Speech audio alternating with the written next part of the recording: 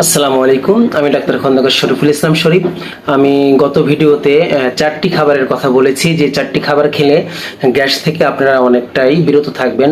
আজকে আমি আরও 11টি খাবারের কথা বলবো। আশা করি এই খাবারগুলি আপনারা যদি গ্রহণ করেন তাহলে গ্যাস বা বুক জ্বালা যেটাই বলেন না কেন তার থেকে অনেকটাই আপনারা নিরাপদে থাকবেন। 5 নম্বর, শশা। শশা পেট ঠান্ডা রাখতে অনেক বেশি কার্যকরী খাদ্য। এতে রয়েছে ফ্লেভানয়েড ও অ্যান্টি ইনফ্লেমেটরি উপাদান যা পেটে গ্যাসের উদ্রেক অনেক কমায়। 6, পেঁপে। পেঁপেতে রয়েছে পাপায়া নামক এনজাইম যা হজম শক্তি বাড়ায়। নিয়মিত পেঁপে খাওয়ার অভ্যাস করলেও গ্যাসের সমস্যা অনেক কম হয়। 7, কমলা লেবু। কমলা পাকস্থলীর অতিরিক্ত সোডিয়াম দূর করতে সহায়তা করে। এতে করে গ্যাসের সমস্যা থেকে অনেকটাই মুক্তি পাওয়ার সম্ভাবনা থাকে। 8, আদা। আদা সবচাইতে কার্যকরী অ্যান্টি ইনফ্লেমেটরি উপাদান সমৃদ্ধ খাবার। পেট ফাঁপা এবং পেটে গ্যাস হলে আদা কুচি কুচি করে লবণ দিয়ে কাঁচা খান, দেখবেন যত বড়ই গ্যাসের সমস্যা হোক না কেন সঙ্গে সঙ্গে আপনি কিছুটা হলেও উপকার পাবেন। গ্যাসের ক্ষেত্রে আদার তুলনা হয় না। 9, দারুচিনি। হজমের জন্য খুবই ভালো। 1 গ্লাস পানিতে আধা চামচ দারুচিনির গুঁড়া দিয়ে ফুটিয়ে দিনে 2 থেকে 3 বার খেলে গ্যাস দূর হয়। 10, জিরা।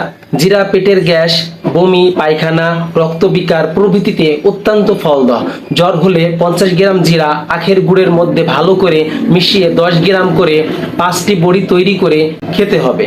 দিনে 3 বার। 11, এলাচ। লবঙ্গের মতো এলাচের গুঁড়ো খেলেও অম্বল দূর করে থাকে, অর্থাৎ গ্যাস দূর হয়। 12, পুদিনা পাতার পানি। 1 কাপ পানিতে 5টি পুদিনা পাতা দিয়ে ফুটিয়ে খান।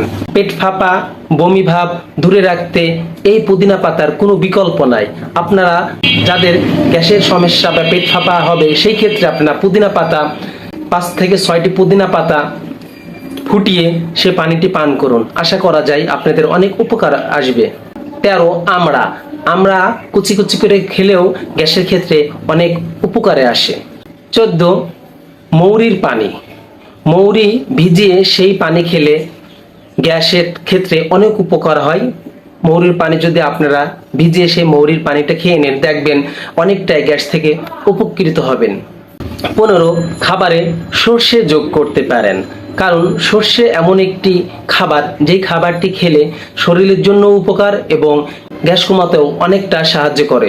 বিভিন্ন খাবারের সাথে সর্ষে যোগ করা হয় যাতে সেই সব খাবার পেটে গ্যাস সৃষ্টি না করতে পারে। আমি এর আগের ভিডিওতেও বলেছি, আগেরকার দিনে মা বোনেরা দেখতাম সর্ষে অথবা সর্ষের তেল দিয়ে খাবার রান্না করত, কিন্তু বর্তমানে এই সর্ষে বাটা বা সর্ষে যেই মশলাটা, এই মশলাটা কিন্তু অনেক ক্ষেত্রেই আমরা অনেকেই ব্যবহার করে থাকি না। প্রিয় বন্ধুরা, আপনারা জানতে পারলেন আমি গত দিনে 4টি খাবারের কথা বলেছিলাম, আজকে বাকি 11টি খাবারের কথা বললাম। এই মোট 15টি খাবার যদি আপনারা একটু নিয়ম মেনে খেতে পারেন তাহলে আশা করা যায় গ্যাস থেকে অনেকটাই আপনারা মুক্ত থাকবেন। সকলে ভালো থাকুন, সুস্থ থাকুন। আগামী পর্বে আবারও গ্যাস সম্পর্কে নতুন কোনো ভিডিও নিয়ে আপনাদের সামনে উপস্থিত হব। আসসালামু আলাইকুম ওয়া রাহমাতুল্লাহি ওয়া বারাকাতুহু।